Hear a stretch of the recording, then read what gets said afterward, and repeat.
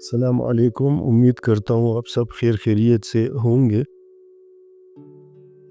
زندگی کے مزے میں ہوں گے۔ اللہ تعالیٰ آپ کو صحت کاملہ دے، آمین۔ ایک دفعہ سورہ الناس کی تلاوت کیجئے گا اور ارد گرد دم کیجئے گا۔ اگر چینل پہ نئے ہو تو سبسکرائب کرنا نہ بھولیے گا۔ کراچی سے ایک واقعہ اورنگی ٹاؤن سے عبداللہ نے بھیجی ہے۔ یہ ایک واقعہ بھی ہے اور ایک نصیحت بھی ہے، تو چلتے ہیں کہانی اسی کی زبانی سنتے ہیں۔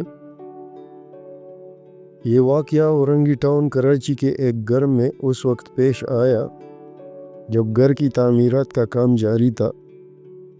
ٹھیک اس جگہ جہاں پر کمرے کی دیوار کی بنیاد رکھی جاتی، وہاں ایک مہندی کا پودا لگا ہوا تھا۔ مالک مکان کے ذہن میں یہ بات آئی کہ خدا نخواستہ اس پودے پر کہیں کسی جن آسیب کا بسیرا نہ ہو، لہٰذا کسی ماہر عملیات کو چیک کروا لیا جائے۔ ایک روحانی معالج کو بلوایا گیا۔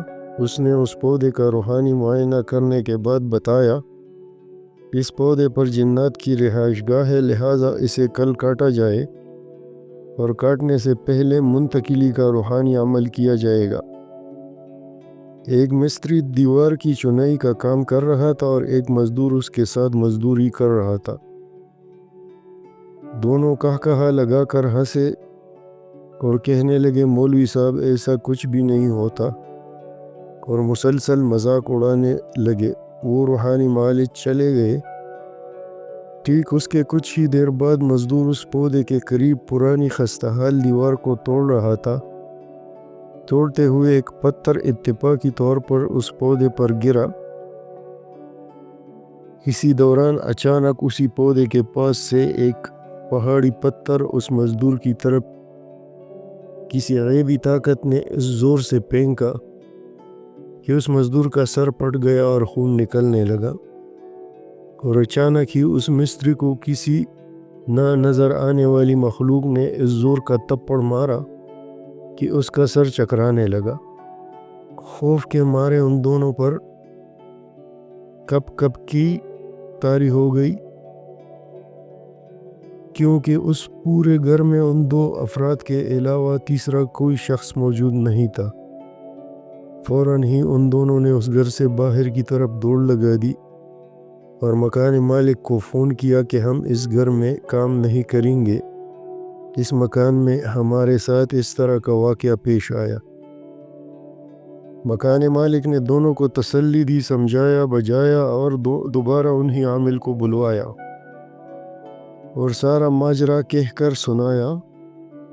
اس عامل نے ان دونوں کو نصیحت کی کہ بیٹا ان چیزوں کا مذاق نہیں اڑاتے، کیونکہ ان کی حقیقتیں موجود ہے، اور آپ لوگ اپنے کام کو جاری رکھو، اب کچھ نہیں ہوگا۔ پھر وہ عامل اندر گئے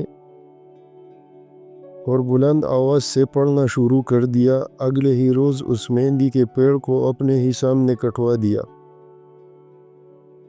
نصیحت یہ ہے کہ ہمیں جنات اور جادو کا انکار نہیں کرنا چاہیے، کیونکہ ان چیزوں کا مطلقاً انکار کرنا کفر ہے، اور ہمیں اسے نہ نظر آنے والی مخلوق کا مذاق نہیں اڑانا چاہیے کہ بعض دفعہ اس طرح کا مذاق اڑانا ہمارے لیے تکلیف کا باعث بن سکتا ہے، کیونکہ ہم انہیں دیکھنے سے قاصر ہیں مگر وہ ہمیں دیکھتے اور سنتے ہیں۔